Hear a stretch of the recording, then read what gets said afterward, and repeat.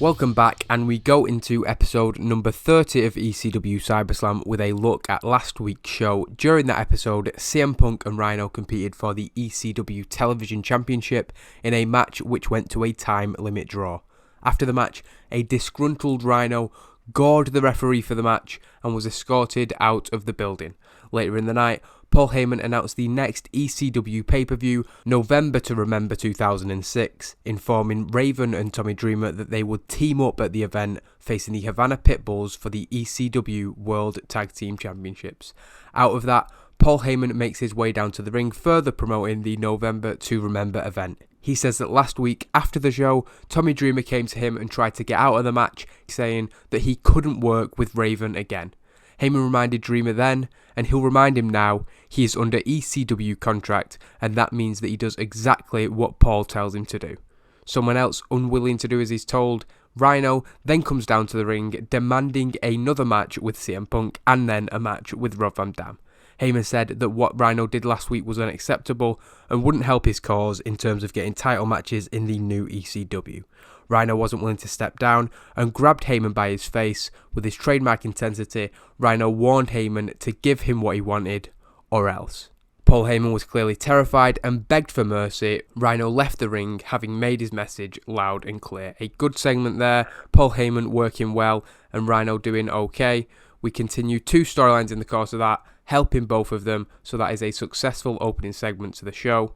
We then get a quick, pretty bad promo airing before the opening match. Brent Albright introducing his tag team partner to the ECW audience. Brent Albright is known as the Shooter, and his partner is the Iceman, Chad Collier. They're the newest team in ECW, and they have their eyes on tonight's main event also, particularly the Havana Pitbulls and the ECW World Tag Team titles. Not a very good segment there, and we follow up with not a very good match, a 36 for Chad Collier, a 43 for Brent Albright, as they make their debut, defeating Roadkill and Danny Doring in 7 minutes 7. Chad Collier pinning Roadkill with a full Nelson suplex. Not a very good match, and after the match, they stand tall. Again, 3 terrible ratings in a row for Chad Collier and Brent Albright, but they're just going to be a mid-card act, so that's okay really.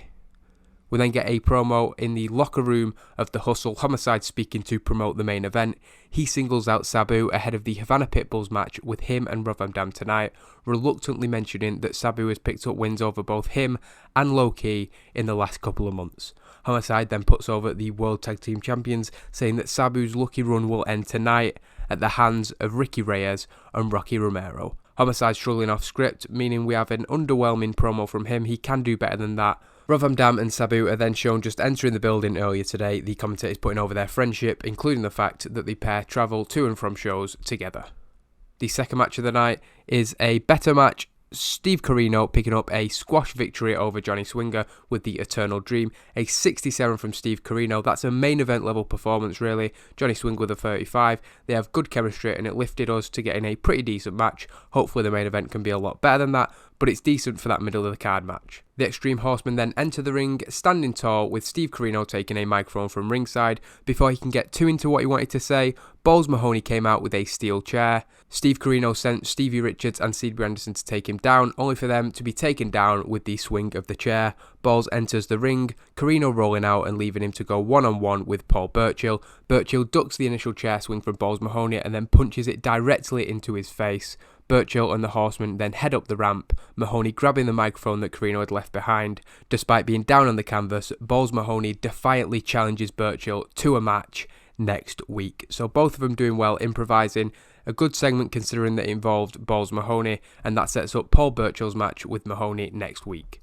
We then get another quick segment, Shelly Martinez and Kevin Fertig shown in front of a screen. Martinez points towards the screen, which plays footage from Fertig's victory over Elijah Burke last week. We just needed 2 females on the card. We always need that just to not get the penalty at the end, so I just stuck these on screen rather than just doing a normal recap package.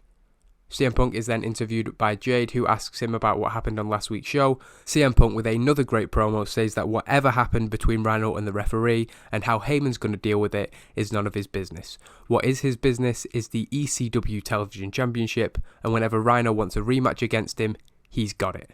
We then go into that main event, a decent match, but I'm very happy with that 61C rating. It's definitely what we needed after a lackluster show last week. Good performances from both Sabu and Rob Van Dam, but they are defeated in the match.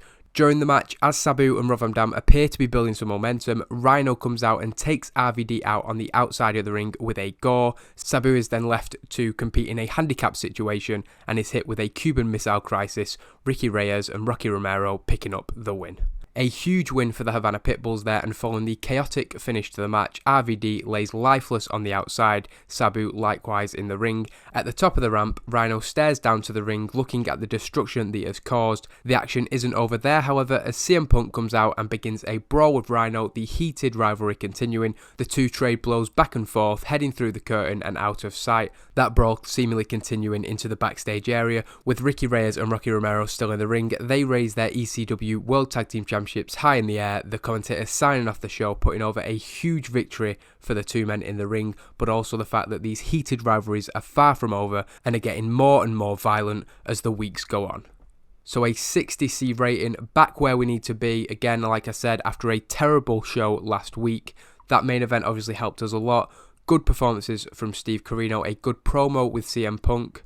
I'm happy with the show overall. Brent Albright and Chad Collier debut as a tag team, pretty disappointing if we're honest, but hopefully they can grow into a solid mid-card act. And as we continue to build to November to Remember, we've definitely got a few matches taking shape, and next week we have Balls Mahoney v Paul Burchill, and Rob Van Dam will be in action in the main event.